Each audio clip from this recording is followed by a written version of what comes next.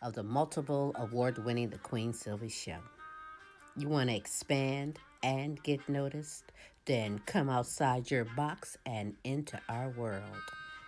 Internet advertising has a real impact on global awareness and even sales, so let's make an impact together. Offering for a limited time advertising and sponsorship packages that excel your purpose. So contact Queen Sylvie or Smooth Tim for the exciting opportunities that awaits. Yeah. Are you tired of driving around a dirty car? Say hello to the ultimate solution for your car. Quick Auto Detail, home, work, or wherever. Their mobile car spa will clean and shine your car anytime and anywhere. Their products are gentle on your car's paint, and they use only the highest quality materials. Book your appointment now.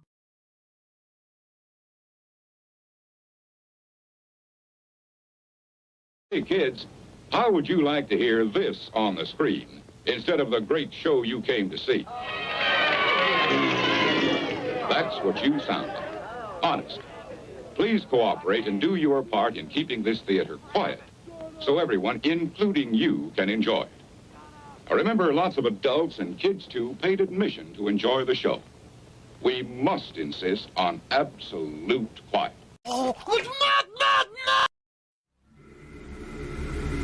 Ladies and gentlemen, may I have your attention, please?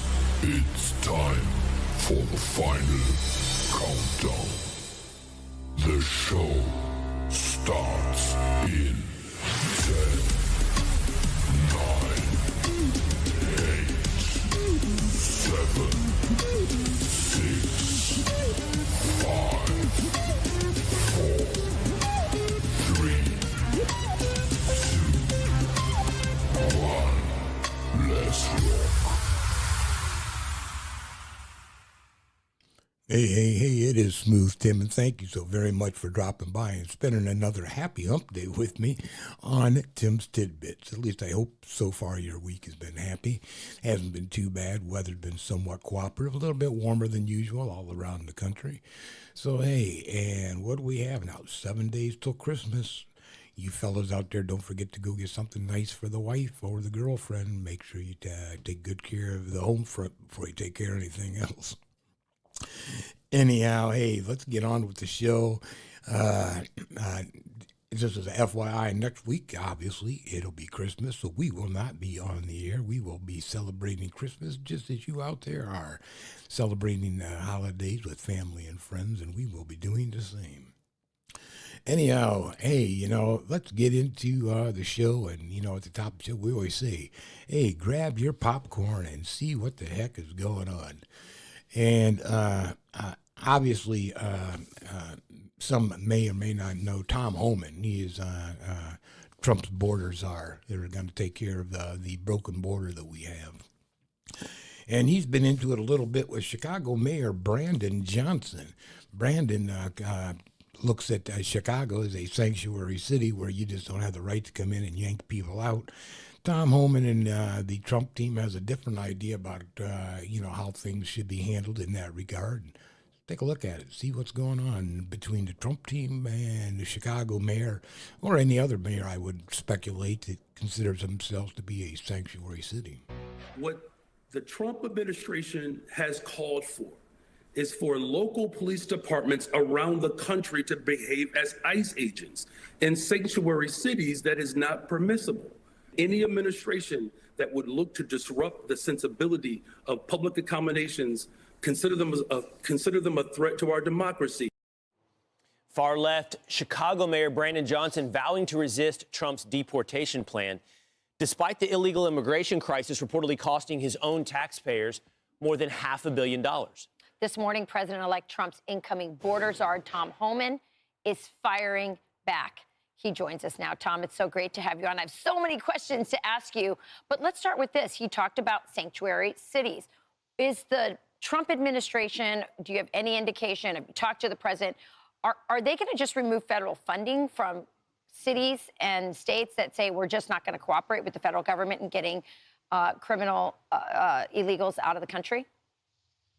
Well, that's part of the plan. We tried that during the last administration, of course, but when President Trump didn't get back in office, that lawsuit filed by DOJ, of course, Joe Biden dropped it day one. But let me talk about what Brandon Johnson just said. No one's asking them to make us officers ICE agents. That's not what we're asking. We're asking to let us in Cook County Jail, one of the largest jails in the country, where back in the day, we arrested hundreds of criminal aliens out of that jail. That's what we're asking for. Give us access to the bad guy, the guy you locked in a jail cell. That's what we want. Because when you don't give us access to the bad guy and the safety and security of a jail where everybody's safe, you force me into the neighborhood. And when I go into the neighborhood, I'm going to find that bad guy. But it puts him at risk, puts my officers at risk, puts the community at risk. And when we find that bad guy, he's probably with others. Others are in the country illegally that aren't a priority criminal alien. But guess what? They're going to be arrested too, because we're not walking away from illegal aliens. So your actions are going to give you the results you don't want. More agents in your community and more non-priority aliens being arrested. You forced me in that position, and that's what's going to happen. Well, now, okay. So if a sanctuary city apparently doesn't want to enforce the rules and regulations of immigration, ICE, then, wow, they'll just load them up with their own agents and in one fell swoop take the guilty and the innocent, and you happen to be in the wrong place at the wrong time. Bye-bye. It's going to be real interesting. They've talked about cutting funding. California's full of sanctuary cities, so we'll see what happens, even up into the Washington, Seattle, I believe. So, hey, it's going to be a very interesting couple of years until they can get all this ironed out. And, if you paid attention to last week, I brought up a conversation I'd heard with one of the local law enforcement officers. Still, he's confused as if they are supposed to act as ICE agents, and how are they supposed to handle training, how are they supposed to pay for the people that they do round up that may be illegal. How do they get them in front of a judge, not in front of a judge? What do you do? It's confusion all over the place. So, hey, along with some other confusion is, the Trump team that he's putting together seems to have developed a bit of amnesia. And Tim, what the hell do you mean by they may have developed amnesia? Forgetting about maybe some of the things that went wrong in the past 4 years, 4 years ago, when they got voted out of office, and now something that they maybe want to reinvoke. And do you make the same mistake twice? Good evening from New York. I'm Chris Hayes. One thing that the incoming Trump administration and its billionaire backers are very excited about is deregulation. Because no one likes regulations, right? All those business-killing laws and annoying obstacles. Amazon founder and Washington Post owner and $1 million donor to the Trump inauguration, Jeff Bezos, is very optimistic. If we're talking about Trump, I think it's very interesting. I'm actually very optimistic this time around that we're going to see. I'm very hopeful about this. He seems to have a lot of energy around reducing regulation. And my point of view, if I can help him do that, I'm going to help him, because we do have too much regulation in this country. Too much regulation. So where do we start? What do you think is a possible primary target in this war on regulations? How about the money in your bank account? According to the Wall Street Journal, in recent interviews with potential nominees to lead bank regulatory agencies, President-elect Donald Trump's advisors and officials from his newfound Department of Government Efficiency, which is just a thing that's not connected to the government, have asked whether he could abolish the Federal Deposit Insurance Corporation. People familiar with the matter said. First, don't miss the fact that these possible federal regulators are getting interview questions from DOJ officials, when DOJ is not an actual government thing, just a side product for Trump-supporting rich guys Elon Musk and Vivek Ramaswamy. Deregulation is one of those things that sounds great, I think, to everybody in the abstract. I mean, we have all in our lives bumped up against some regulation and had to file some forms or deal with like a weird part of the building code that felt like a pain and unnecessary. And also, some regulations really are bad. Sometimes. For instance, the regulations that prevent many cities from building as much housing as they really need for their people. Yeah. But that sure isn't what Trump and his billionaires are talking about. And they're only talking about it because of America's frequent amnesia about why some regulations exist to begin with. It reminds me of this weird and cringy right-wing meme that goes around the kind of Musk bro Twitter sphere. Here it is being recited this year at Liberty University. Hard times create strong men. Strong men create easy times. Easy times create weak men. And weak men create hard times. Ah, yes. When things are tough and bad, strong men like Vivek Ramaswamy rise. And only through that strength can we secure a life of peace and comfort. But wait, that makes all the men soft and weak again? And then the bad times come back, and the cycle repeats. Yes, it's a dumb sort of online tough guy kind of thing. It's particularly funny because I think a lot of times the people posting about it are basically like 15-year-olds playing video games. But I am reminded of it lately because I think it maybe does actually capture a dynamic we've seen before in America, and we are starting to see again right now, which is how our appetite for regulations comes and goes in cycles. We have regulation for a reason. Bad times, catastrophes, and disasters bring about good regulations. Good regulation creates the conditions that prevent disasters. After you've had the Chicago fire or the Triangle Shirtwaist fire, that's when you're going to push for fire codes and factory safe lead regulations, and fewer tragedies result. And then you go around long enough without a tragedy, and you think, geez, we really haven't had a fire in a while, not like a big one. Do we really need all these building codes? You think you've vanquished the problem. And the historical memory of just how bad things can get has faded. And so, get rid of these regulations. And guess what comes roaring back? I mean, we have seen this exact cycle with financial regulation. Back in the roaring 1920s, the age of easy credit and securities, there was a huge push to deregulate banks and businesses. And you'll never guess what happened. A stock market crash and a Great Depression. An experience so foundationally traumatic for America that FDR's New Deal government rolled out a whole slew of banking regulations, including, you guessed it, the FDIC. That's the Federal Deposit Insurance Corporation, to stop bank runs and shore up the financial system. And that system worked really well. We basically, in this country, stopped having bank failures for decades. And as time went on, there was, of course, a push to deregulate. Right? Starting the 1980s with Reagan and the savings and loans, and then in the 1990s with Clinton, and finally in the aughts under George W. Bush, it wasn't the 1930s anymore. We figured it out. We didn't need financial regulation. We were in good times. We should just let banks operate more like casinos and use your deposits to make tons of leveraged bets on risky mortgages for overvalued homes. And you'll just never guess what happened. Tonight, meltdown. The American financial system is rocked to its foundation as top Wall Street institutions topple under a mountain of debt. Coming up tonight, how did it happen? What's next? And how safe is your money? It was America's worst, most devastating financial crisis since the Great Depression. It just created tremendous amounts of misery and destruction, screwed up so many people's lives, and lasted in its effects for a decade. So, after that, we got another round of new regulations, limiting just how fast and loose banks can play with your money. And that new regulation drives bank CEOs generally crazy. They don't like it, but it's worked pretty well. Do you remember last year we had a couple of high-profile bank failures, Silicon Valley Bank, First Republic, and Signature? Together, they were actually worth more than all of the 25 banks that failed in the Great Recession. But instead of another systemic failure, the system held, in large part because the regulatory environment stopped it from spreading and cascading. And so now, some in the incoming Trump administration are openly talking about getting rid of the FDIC, which is one of the greatest banking regulation inventions of all time. It's the agency that guarantees if your bank does fail, you get your money back, insuring it up to $250,000. It also means if banks start to look like they're going to fail, people don't rush to take their money out, thereby causing bank failures. Right? Bank runs. It doesn't cost taxpayers anything. The money for payouts actually comes from a premium the government charges the banks. Ingenious. The riskier your bank is, the higher its insurance premiums. So you can guess who doesn't like this system, who would rather not pay into it.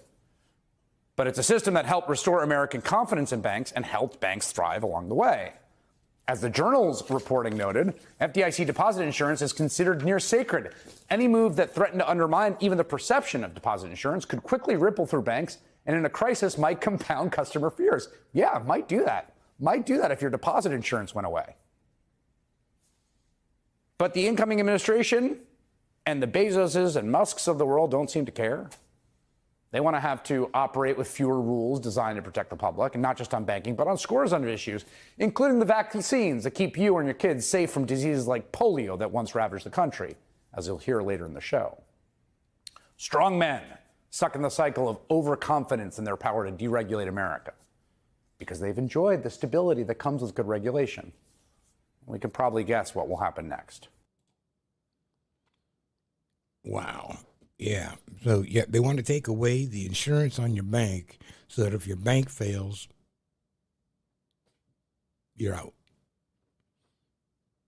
That doesn't make any sense. You know, they're talking about rolling back the EPA, you know, the regulations, you know, what kind of toxic chemicals you can dump in the rivers and, you know, into the ground, around the public, around housing, things like that.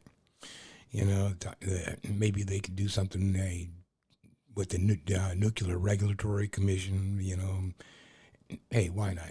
Just get rid of all of it. Why have any type of restrictions at all? Just let it be total chaos, and hopefully everything will be okay as long as the top makes money, right? Speaking of the top making money, you know what is amazing? You know, for years and years and years, now for 8 years, we've been hearing nothing but border wall, border wall, border wall, right? But what happens if you are an avid collector? Maybe you would like to have a piece of the border wall. Well, you just might be your lucky day because guess what? There's border wall up for auction. Well, sections of Arizona border wall up for sale at auction to the public. Scripps News reporter Adam Klepp is in Pinal County looking into why this is happening now as President-elect Trump has plans to finish the wall once he's back in office. This is piles of fence used to build the border wall, but we're nowhere near the border. This is actually a government surplus auction site in Pinal County, and we've seen trucks coming, picking up this border wall and taking it away. On the GovPlanet website, the starting bid was listed at $5. The listings caused an uproar online. People wondering why it was being sold. This auction has since been taken down, but recent auctions already went through. And here in Pinal County, we've witnessed multiple trucks hauling away pieces of the wall. Border Patrol Council Vice President Art Del Cueto says agents are angry and it's a waste of government resources. Yeah, all of it pretty much can be utilized. They could put footing down, pick it back up and use it. Instead, what are they doing? They're auctioning it off. And now when you have to, start with the new administration wanting to rebuild it, what are we going to have to do? We're going to use more taxpayer funded money, which is insane to me. The Department of Defense responded to our questions about the auction, saying they were required by Congress to either use, transfer, or donate unused border wall. Adding 40% was sold to GovPlanet in June of 2024. And the material currently being sold through the business no longer belongs to the U.S. government. According to Customs and Border Protection, the wall costs over $6 million a mile to build. Adam Klepp, KGUN 9. Wow, $6 million a mile to build, but you can put in a bid for $5 and get a, a 10-foot, 20-foot section of that thing? It's amazing, the waste. I mean, it's craziness like that. You wonder why things are so damn expensive, millions and millions of dollars to put that thing up, and then they're just going to off it for pennies on the dollar. I don't know. I really don't know. Anyhow, you know what? Another part of it is we need to watch your wallet. And part of watching your wallet is watching what's happening here in the good old U.S. of A. And that seems to be that your top 1% of the people in this nation have all the money and pretty much are running the show. And you've got them right now on Trump's team when you have people, like Bezos and Elon Musk and some of these that are in his ear and in his pocket. What do you think's going to happen? Well, Bernie had something to really inform us about. Check out what Bernie had to say about it. It is kind of funny. When politicians and the media talk about Russia and Vladimir Putin, they often use the word oligarchy. They talk about how the oligarchs of Russia have enormous power under Putin. But strangely enough, the term oligarchy is very rarely used to describe what's happening in the United States, or in fact, what's happening around the world. But guess what? Oligarchy is a global phenomenon, and it is headquartered right here in the United States.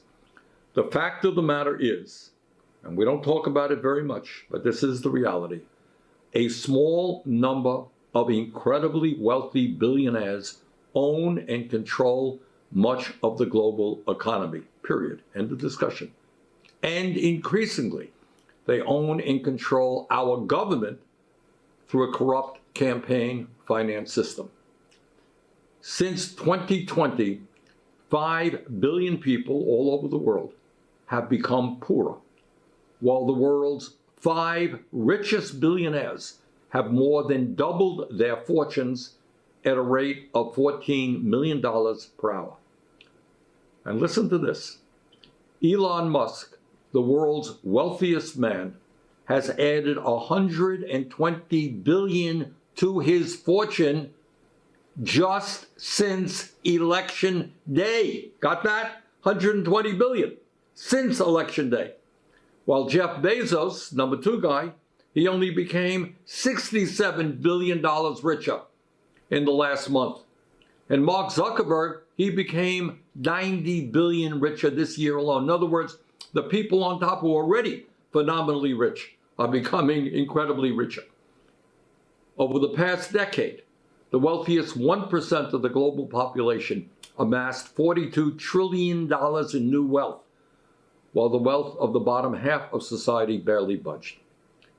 In fact, as of today, the top 1% owns more wealth than 95% of the people on this earth. Outrageously, the wealthiest people in the world are stashing up to $32 trillion in offshore tax havens like the Cayman Islands in order to avoid paying their fair share of taxes to governments all over the world. In other words, governments are underfunded, and these people stash trillions in tax havens.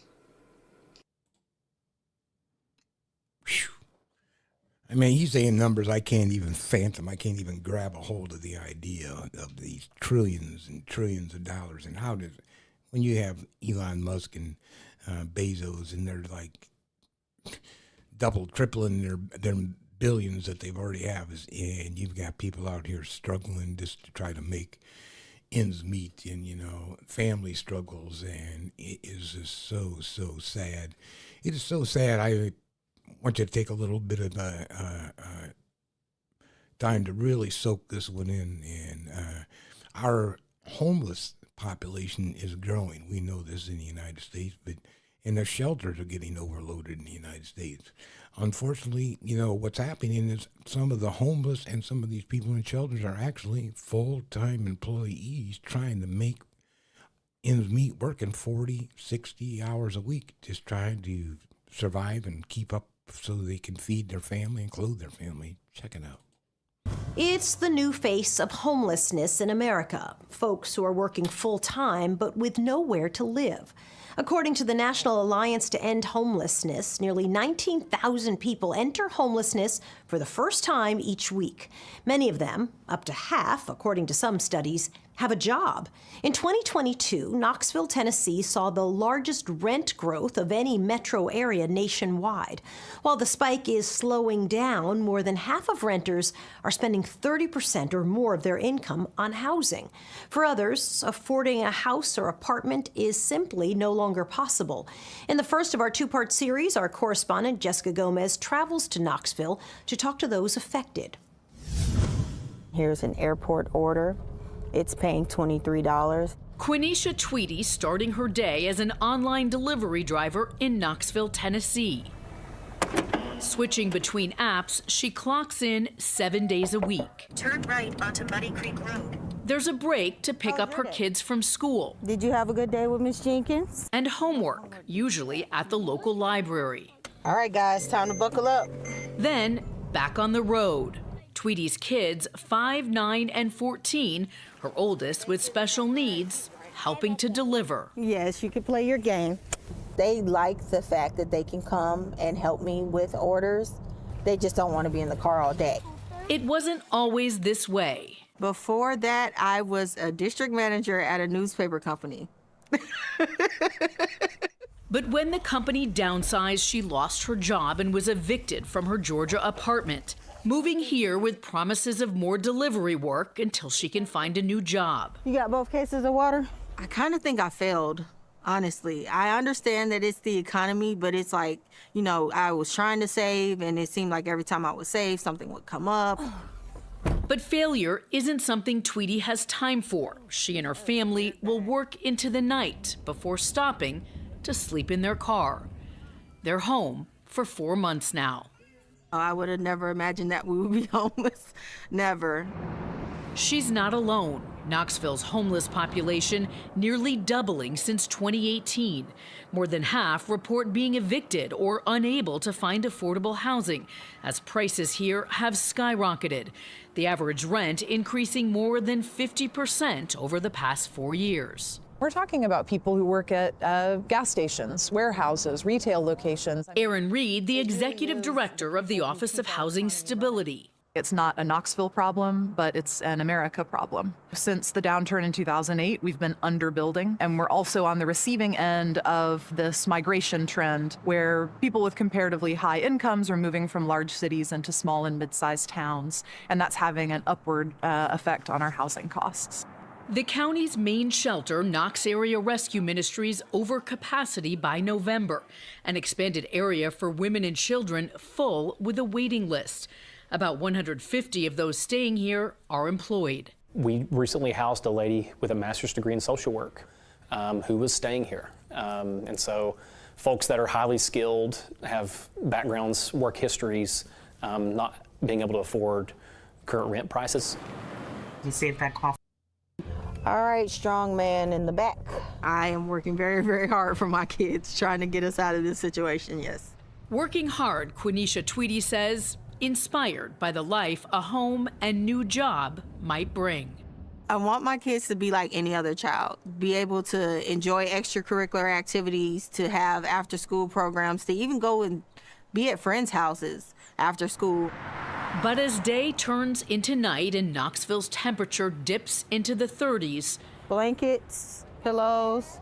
For now, home is a truck stop. I know you're gonna be kind of cold. Good night, princess. Our Father, who art in heaven. Even though they're going through a hard time, they keep smiles on their faces, and I love that about them. They help me keep focused because they don't let the situation get to them. Forever and ever. Amen. Good job. Good night, guys. I love you. Love you too. Wow. You know, it is absolutely amazing, the price of. I remember being when the Queen and I was down in Dallas, and kept seeing the rent go up all the time. And you know, part of it is that in Dallas itself, they had over into the Metroplex over 1,000 people. Okay, 1,000 people per month coming into the place. So you know, it's constantly growing, and you know, pretty soon, as you know, stated in that video that's happening down in Knoxville, you have lack of housing, lack of supply. Lack of supply creates, you know, high demand. High demand creates higher prices. So it's a whole ugly, vicious circle that I hope we can get through. Speaking of being able to hope to get through stuff, we've talked about this before, and that is the that they're trying to get passed through Congress now, the Social Security Fairness Act. That's involved in people that may have been working for the government, state and or federal, and are subjected to what they call the Windfall Reduction Act, or you don't get as much as you thought you were going to get in your Social Security check. They're going to keep a bit of that, and they're trying to get a law through Congress now to alleviate that money grab of people who had put in years and years of Social Security. Now, for some reason, the government had decided you're not entitled to it. Now, maybe you are entitled to it. Let's find out. Well, this just in, the Social Security Fairness Act may soon see traction in the Senate, as the Senate Majority Leader is calling for a vote and action on H.R. 82. Colin Vidros joins me now in the studio with more on the developments. Colin, what happens now? Well, Johnny, time is ticking before the 118th Congress concludes and the 119th Congress takes over. A bill that we've been following would eliminate 2 Social Security provisions nationwide, could finally see the light at the end of the tunnel before next Congress. At a Capitol Hill rally today, Senate Majority Leader Chuck Schumer announced plans to call a vote on H.R. 82. Leader Schumer said the Senate will take action and that he will, quote, fight it all the way, end quote. Both Democrats and Republicans in Congress have shown support for the bill, which is now sitting in the U.S. Senate waiting for a referral. Here's what Leader Schumer had to say at the rally. The Senate is going to take action on the Social Security. What's happening to you is unfair, un-American. I will fight it all the way. Now, this comes after both co-sponsors of H.R. 82, Louisiana Congressman Garrett Graves and Virginia Congresswoman Abigail Spanberger, along with 2 senators, authored a letter to Senate leadership urging the Senate to, quote, bring the bill for a vote in the U.S. Senate as swiftly as possible, end quote. Now, in his response, Congressman Graves said this in parts: more than 60 senators support our Social Security Fairness Act. In the House, we have led the effort for years to build the winning coalition, resulting in the most co-sponsored bill, the most popular bill in the Congress. Adding in parts, the path to victory could not be clearer. A WEP GPO repeal could be in the stockings of millions of public service retirees this Christmas. You can find that full statement over on our websites. Now, H.R. 82 would eliminate the windfall elimination provision and the government pension offset. Congressman Graves has maintained that these provisions unfairly reduce or eliminate earned Social Security benefits for approximately 2.8 million Americans. We'll keep you updated as we learn more on the developments. Johnny? 2.8 million Americans. I'll be one of those that gets screwed. Yeah, it's amazing. It's amazing how they calculate that out. And I'm sure it would be nice to get the money that I paid in for, my Christmas. Probably almost, 25, 30 years of working in the public sector and then working in or private sector rather than working in the public sector for another. The public sector employment, as would happen with a firefighter, a teacher, a law enforcement officer, a public defender, anything like that that is working under the guise of the county, state, or federal government, they're going to get affected by that windfall reduction. And we'll see if it gets through Congress. And fair is fair is fair. Anyhow, hey, speaking fair is fair is fair, would you believe that maybe there could be organized crime in our government? And you say, where could there be organized crime in our government? Well, how about in the last place you'd suspect, but then maybe the first thing you would say, I should have known. Now to this, federal prosecutors say 2 U.S. Postal Service employees are accused of stealing over $1 million worth of business checks over the last year. Investigative reporter Margaret Kavanaugh looks into the case and about other concerns that this could happen elsewhere. The federal indictment outlines how 3 people are facing charges. 2 were U.S. Postal employees. It states Darnell Conception was a city carrier at the Deep Creek Post Office location in Chesapeake. Quashita Jones was a carrier in Winston-Salem, North Carolina.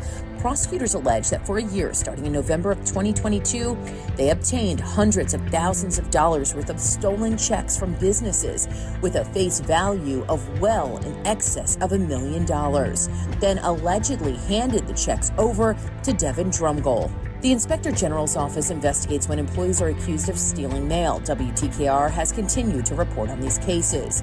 Leaders say it's a small number of employees that get in trouble, but that number is growing. Take a look at this graphic. It shows the internal mail theft closed cases. In 2020, that number was a little over 1,200. By 2023, there were almost 1,800 cases. Criminals are infiltrating the Postal Service to further their narcotics business and to commit financial fraud. Frank Albergo is the national president for the Postal Police Officers Association. He believes that some people are trying to get hired by the Postal Service in order to commit fraud. They're not getting a job because they want to deliver mail or they want to sort mail. They're getting a job to steal mail. In a semi-annual report for Congress, the Inspector General for the U.S. Postal Service stated that they continue to have a big focus on both narcotics in the mail and mail theft by postal employees.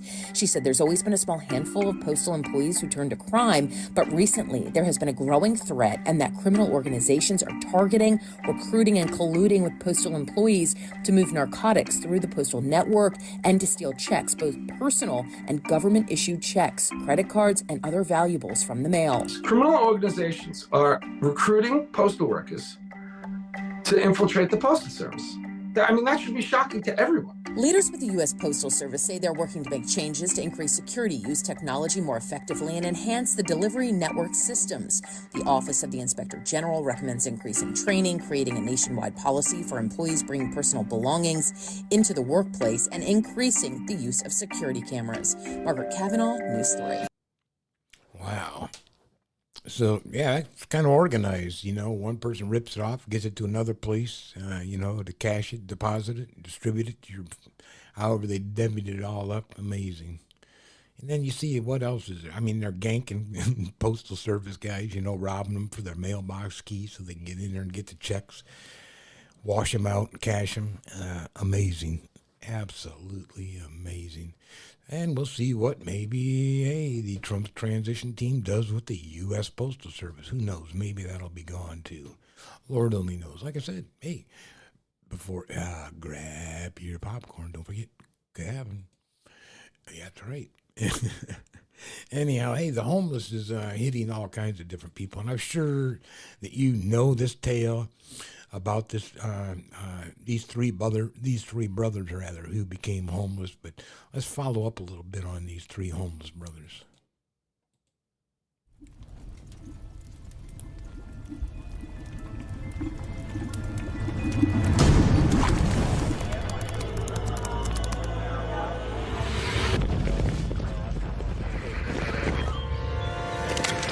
Little pig, let us in! It's a police! The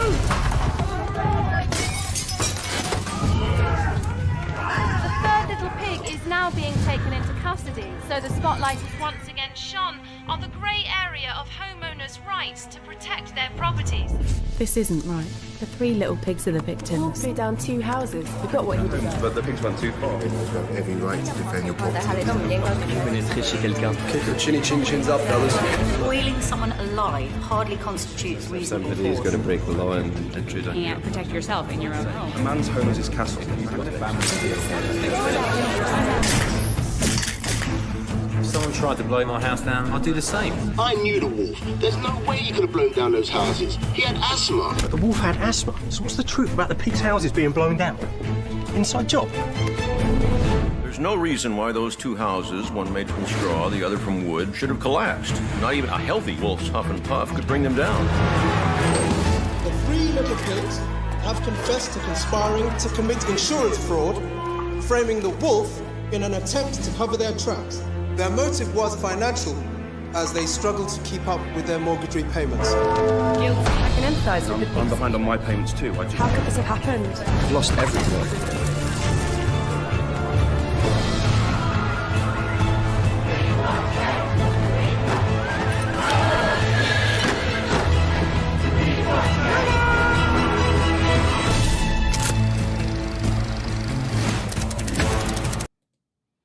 Well, there you have the rest of the story. The reason the 3 pigs did what they did, they was in a mortgage struggle. Like the rest of us Americans. Hey, anyhow, yeah, right, Tim. Get on with it. Stop being a clown. You know what? And let's get to the other part of the show. In case you don't know, and some people obviously aren't having a mortgage struggle. If you've been around in some of these mansions that are in, the major cities, and especially those mansions that are owned by NBA stars, baseball stars, football stars. But just recently, Michael Jordan got rid of his house for a $200+ million. Check this out. It has become a popular tourist destination for those visiting Highland Park. Everyone needs a picture in front of the gate of the Michael Jordan house. Maggie Antolon is taking one for her father. Oh, the reason why me and my dad have all these amazing memories is because he's the #1 Michael Jordan fan. Although, as of this week, Michael Jordan is no longer the owner of this house. After more than 12 years on the market, the home finally has a new owner. I don't think we've seen something where a home has been on the market owned by a celebrity for this kind of time. Jordan first listed the 56,000 square foot home for sale in 2012, asking $29 million for the property, which includes a full-size basketball court, putting green, cigar room, workout room, as well as 9 bedrooms and 15.5 bathrooms.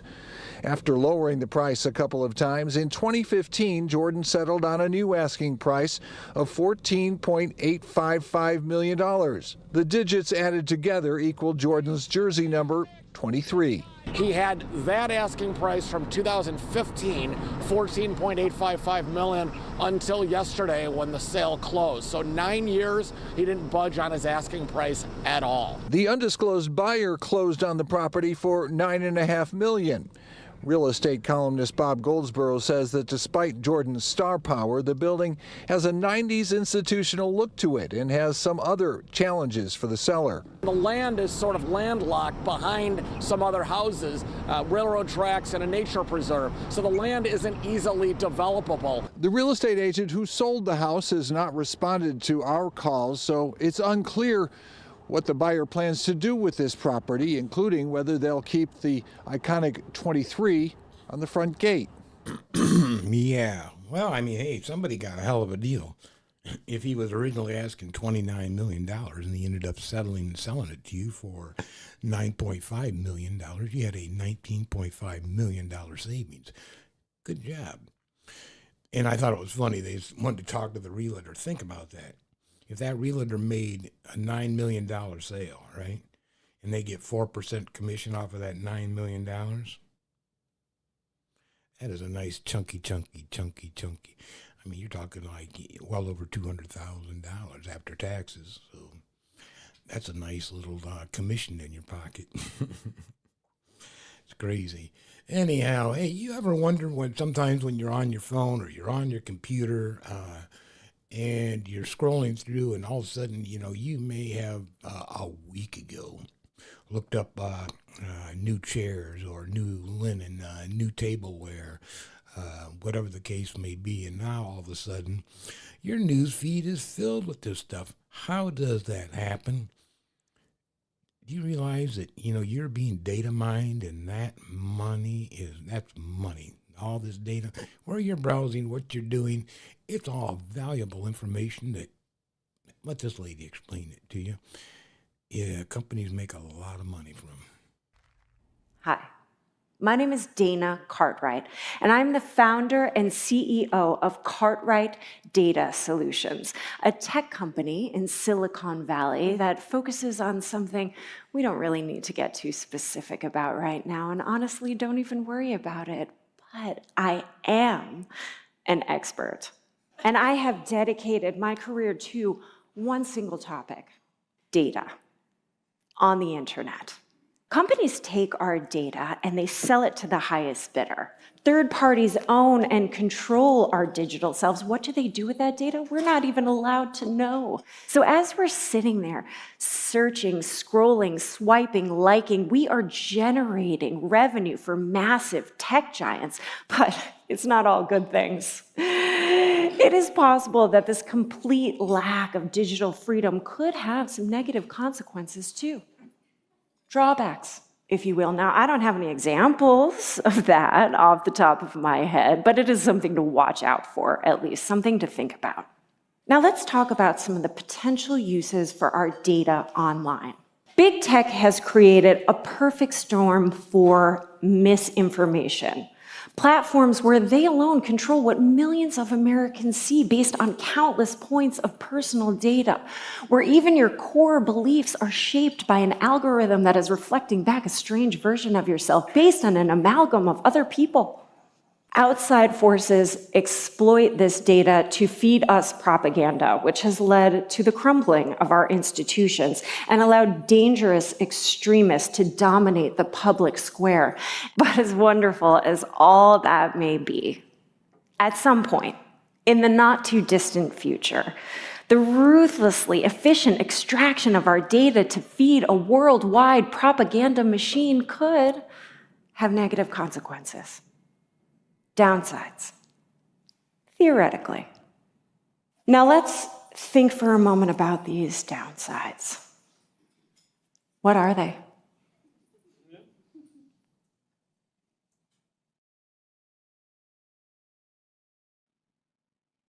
I mean, genuinely, what are they? I don't know, so honestly, I'm asking. Downsides of data mining. Let's think. Oh, I know. Sometimes Amazon will suggest a product that it thinks I like, and I'm like, I already have that. And yeah, there are a lot of smart people in this room. And if we put our heads together, maybe someday, we can stop that sort of thing from happening altogether. Thank you. Mm-hmm. And you know it's true. You're being data mined. You see it in your news feeds. You see stuff popping up that you've searched before, whether it be through Google or one of the other search engine programs, and even on your Facebook, certain feeds. Why do you think you're only seeing a portion of your friends? They decide who you're going to see, and all depend upon interactions like this. Like it's a interesting computer algorithm program that puts all this together, and you just happen to be a part of it. Lucky you. Anyhow, hey, one more thing here real quick. And this is for my musicians out there.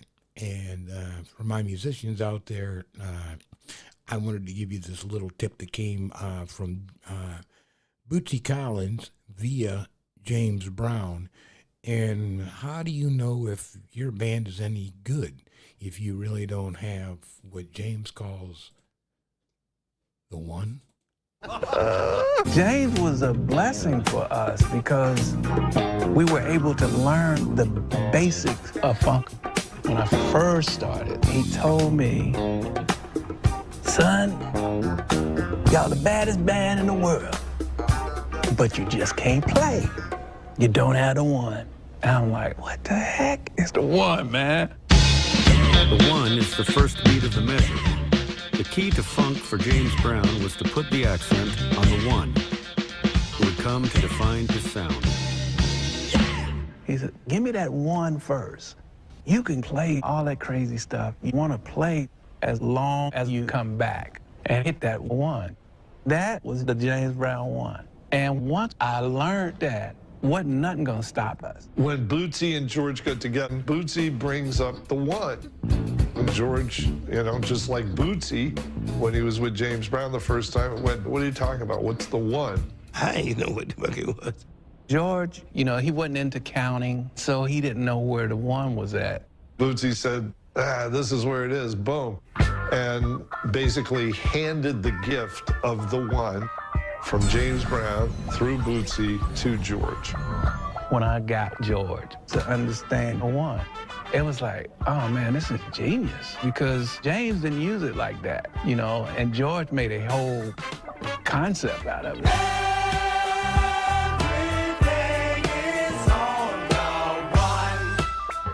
The concept of the one works not only in music, but in life. You got to figure out what that one is for you and keep coming back to it. And for me, that just meant being in a great band. Playing it is one thing. Living it is a whole nother thing. But when in doubt, just come back to the one. Yeah, come on back to the one. Even in life, folks. Make sure you have a one that you can come back to.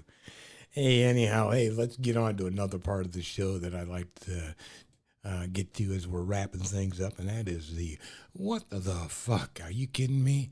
And I think you're really going to enjoy this.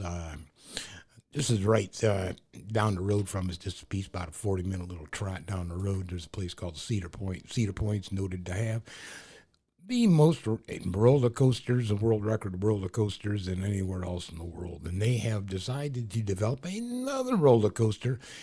And they have a preview of it that I would like to share with you. And as I'm looking at this preview, I'm like, there is no fucking way I'm getting on this thing.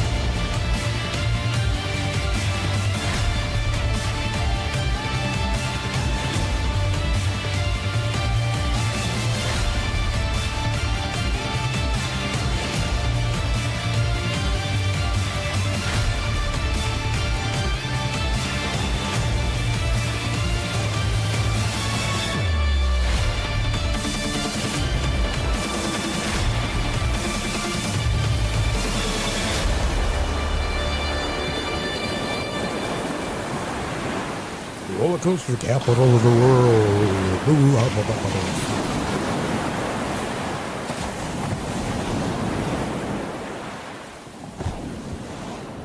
Wow. Yeah, no. Did you see that? That's crazy. You're tilted over, and then all of a sudden they've got the mechanical part that just tilts your entire car down into the track. I could imagine a catastrophic failure, and I don't want to be on the ride at that time. Thank you very much. No way. That's insane. Anyhow, hey, let's get to another one. Really, what the fuck moment. This takes me back to grade school, all the way back to grade school. And I'm sure it takes some of you back, too, because I had absolutely no idea that throughout school we were taught about the different national monuments, weren't you told that the eagle was our national bird? Well, apparently until recently it really wasn't. We were given misinformation all through school. Imagine that. On the banks of the Mississippi, a sleepy town in Minnesota has a unique tie to one of America's most iconic symbols. I've been wrong all these years, and so has everybody else in the country. At least they thought they did. I mean, were you shocked to find out that it wasn't already the national bird? I was shocked, yes. I think everybody's shocked. The bald eagle is featured on the Great Seal of the United States and all over uniforms, flags, insignias, and government buildings. But it's never officially been named the country's national bird. My teacher told me it was. Yeah, we might need to go rewrite a few textbooks. We have a national tree, a national mammal, even a national flower. And yet the eagle has never received its official title. But in Wabasha, it was one man, Preston Cook, who discovered the omission while researching for a book and is working to fix it. If you ask the question to anybody on the street, they're going to give you the same answer. It's the bald eagle. We have no national bird, right? We have never had a national bird. To put it mildly, Cook is obsessed with the bald eagle. If it had an eagle on it, I'd buy it. Starting in 1966, Preston collected anything he could with an eagle on it. His collection has grown to more than 40,000 pieces. We see more than an eagle. We see freedom. We see independence. We see power. So Preston set out on a mission. Partnering with Wabasha's National Eagle Center, he wrote a bill that makes the eagle the national bird. Preston Cook brought that up to us years ago, and it was like, oh, come on, Preston, you're kidding me. So I'm glad that we're now figuring that out and making that happen. In late July, the Senate passed the bill 100-0, a rare feat in today's partisan Congress. And tonight, the House passed the bill as well. An amazing comeback for an amazing creature, who almost 250 years later is finally getting the status it has already earned. Ryan. So we've been told wrong all through. Yeah, I think if you ask anybody on the street, what is our national bird of the United States, they will tell you the bald eagle. Well, it is officially now, but that is just hard to believe that you were fed all that misinformation all through school, isn't it? Absolutely crazy. Hey, let's move on to one more part of the show, and that is this week's Asshole of the Week. And this week's asshole is a customer at a fast food place. Apparently wasn't happy. At a cell phone store in Texas,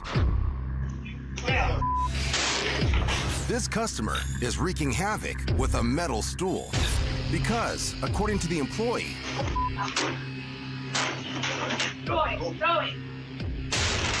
he felt she was taking too long to fix his cell phone and became rude, causing her to ask him to leave. At which point, he threw his phone against the wall, flipped the table, and started doing this.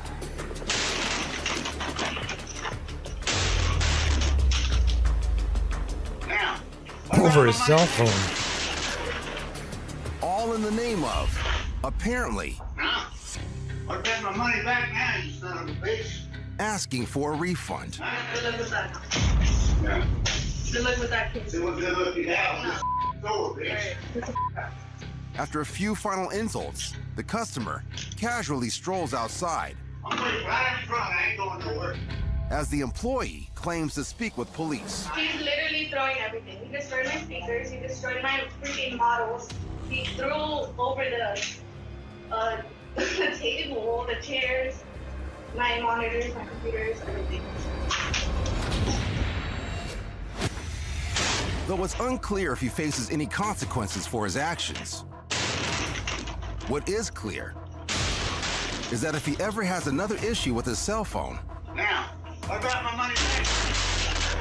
he might want to consider I got my money back now, you son of a bitch. Good luck with that. tempering his expectations. Good luck with that. Over, bitch. As he pushes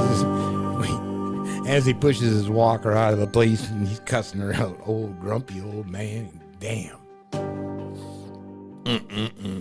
I sure hope I don't end up that damn grumpy when I get a little bit older. But shit, yeah, he slammed the shit out of that cell phone police. I know.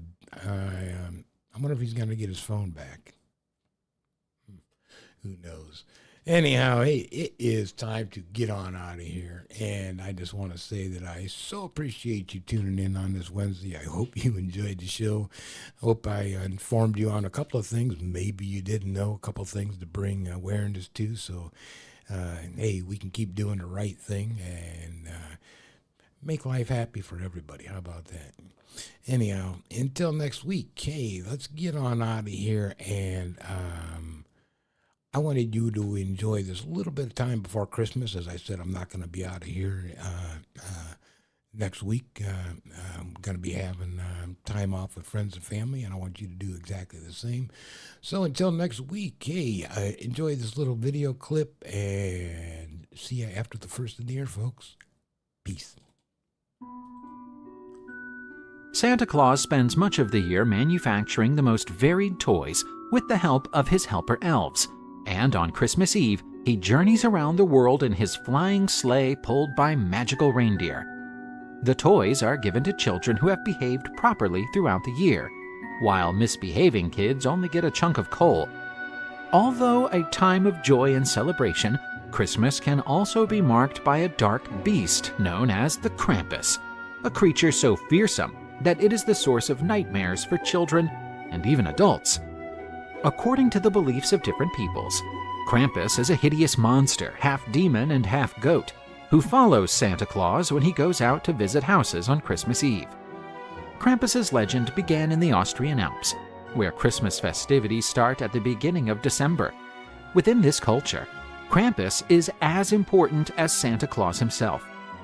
Folklore beliefs suggest that Krampus would show up on a date known as Krampusnacht, the night of December 5th, roaming the dark streets of the villages, hauling rusty chains and looking for misbehaving children. Should Krampus smell wicked children, he would enter their homes and drag them out of bed, followed by whipping them with a wooden stick. The terrible punishments were far from over.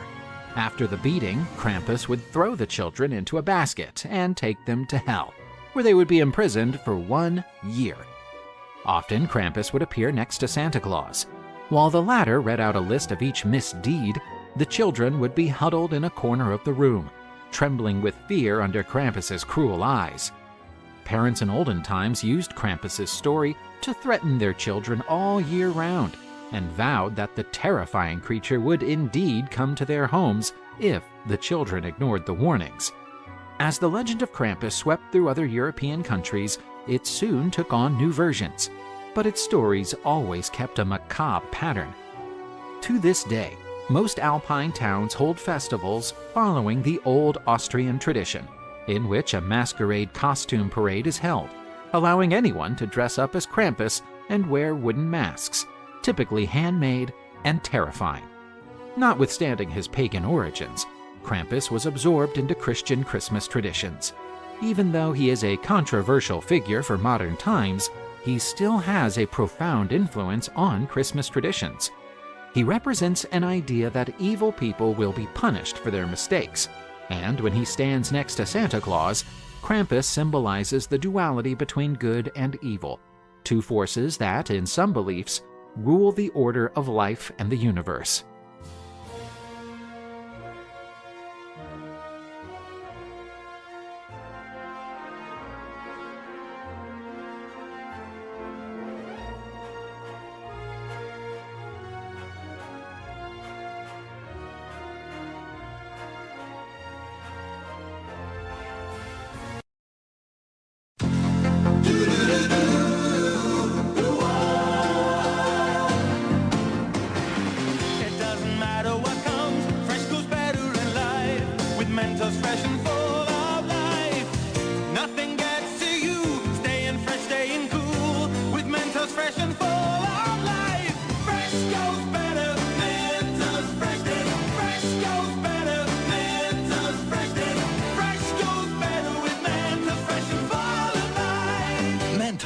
The Fresh Maker.